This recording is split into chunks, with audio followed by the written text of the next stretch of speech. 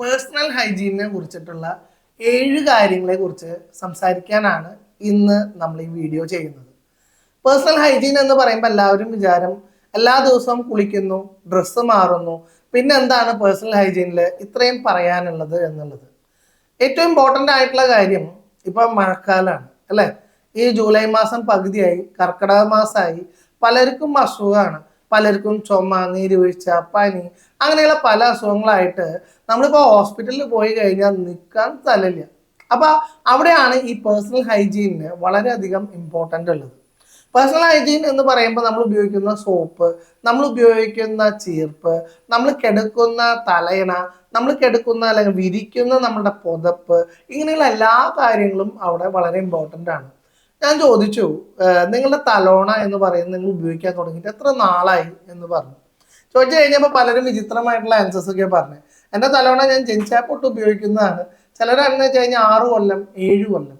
നിങ്ങൾക്കറിയോ, സാധാരണയായിട്ട് ഒരു തലോണ എന്ന് പറയുന്നത് നിങ്ങൾ 6 മാസം കഴിഞ്ഞാൽ മാറ്റണം. കാരണം എന്താ, നിങ്ങൾ തല വെച്ച് കിടക്കുമ്പോൾ നിങ്ങളുടെ താരൻ, മുടിയിലുള്ള ബാക്കി ഓയില്, ഇതെല്ലാം ഈ തലോണേൻ്റെ ഉള്ളിലേക്ക് കയറി ഇറങ്ങി എത്ര മൈക്രോ ഓർഗാനിസംസ് വളരുന്നുണ്ടെന്ന് അറിയൂ. അതിന് തന്നെയാണ് വീണ്ടും വീണ്ടും നിങ്ങൾ തല വെച്ച് കിടക്കുന്നത്.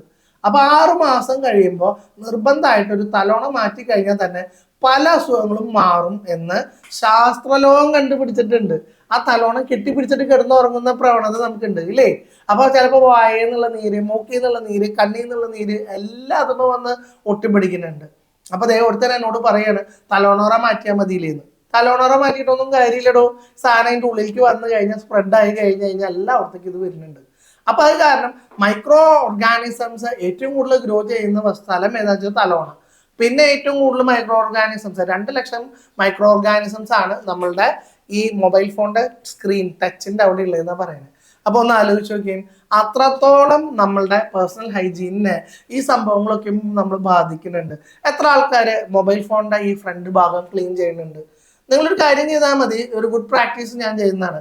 എല്ലാ മാസം 3 മാസം കൂടുമ്പോഴും സ്ക്രീൻ ഗാർഡ് എന്ന് പറയുന്ന സാധനം ഞാൻ മാറ്റും. അപ്പോൾ അതിൽ പറ്റിപ്പിടിച്ചിരിക്കുന്ന എല്ലാ തരത്തിലുള്ള രോഗാണുക്കൾ ആ സ്ക്രീൻ ഗാർഡ് മാറ്റി കഴിഞ്ഞാൽ തന്നെ മാറും. ഒരു 100 രൂപ തൊട്ടിട്ട് സ്ക്രീൻ ഗാർഡ് മാറ്റാം. 200-300 രൂപയ്ക്കും HD ടെമ്പേർഡ് ആയിട്ടുള്ള സ്ക്രീൻ ഗാർഡ് കിട്ടും. അതൊരു നല്ലൊരു പ്രാക്ടീസ് ആയിട്ട് ഞാൻ ഉപയോഗിക്കുന്നുണ്ട്. നിങ്ങൾക്കും ചെയ്ത് നോക്കാം. ഇനി സോപ്പ് ഉപയോഗിക്കാമെന്ന് വിചാരിക്കുക. സോപ്പ് ഉപയോഗിക്കുമ്പോൾ ഗ്ലിസറിൻ കണ്ടന്റ് അളവ് കൂടുതലുണ്ടെങ്കിൽ ചർമ്മത്തിനെ പ്രൊട്ടക്ട് ചെയ്യും അല്ലേ. നമ്മൾ പിയേഴ്സ് പോലെയുള്ള സോപ്പുകൾ, ഡവ്, ഇതൊക്കെ നല്ല സോപ്പുകളാണ്. സോപ്പിന്റെ പരസ്യം പറയാൻ വേണ്ടിയിട്ടല്ല, എങ്കിൽ പോലും ഈ 5 രൂപ 10 രൂപ പോലെയുള്ള ലോക്കൽ സോപ്പുകൾ ഉപയോഗിക്കാതെ നല്ല രീതിയിൽ TFM ഒക്കെ കൂടുതലുള്ള തരത്തിലുള്ള സോപ്പുകളൊക്കെ നമ്മൾ ഉപയോഗിക്കുകയാണെങ്കിൽ അത് ഭയങ്കരമായിട്ട് നമുക്ക് ഗുണം ചെയ്യും എന്നുള്ളത് വളരെ ഇമ്പോർട്ടൻ്റ് ആയിട്ടുള്ള ഒരു സ്ട്രാറ്റജി ആയിട്ട് നിങ്ങൾ നോക്കാം.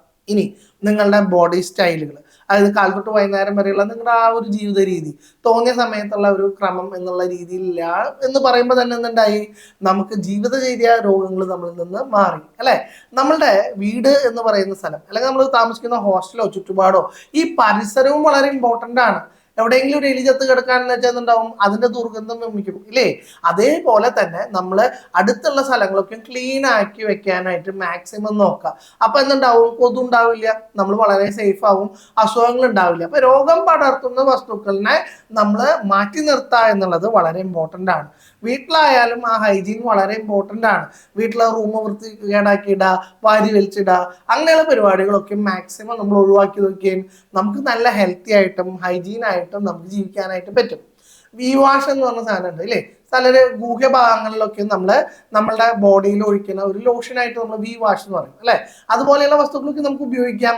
അപ്പൊ എന്തുണ്ടാവും, പേഴ്സണൽ ഹൈജീൻ നമുക്ക് എപ്പോഴും മെയിൻറ്റെയിൻ ചെയ്യാനായിട്ട് പറ്റും അല്ലെ. അപ്പൊ അങ്ങനെയുള്ള എല്ലാ കാര്യങ്ങളും നമ്മൾ ഹെൽത്തി ആയിട്ട് ജീവിക്കാന്ന് വെച്ച് കഴിഞ്ഞാൽ നമുക്ക് ഒരിക്കലും അസുഖങ്ങൾ വരാത്ത നമ്മൾക്ക് പ്രൊട്ടക്ട് ചെയ്യാം. ഇനി ഭക്ഷണങ്ങൾ നോക്കി നമ്മൾ കഴിക്കുന്ന ഫുഡ് എന്ന് പറയുന്നത് മെഡിസിൻ ആയിരിക്കണം. ഒരിക്കലും നമ്മൾ കഴിക്കുന്ന ഭക്ഷണം എന്ന് പറയുന്നത് നമുക്ക് അസുഖം ഉണ്ടാക്കാൻ പാടില്ല.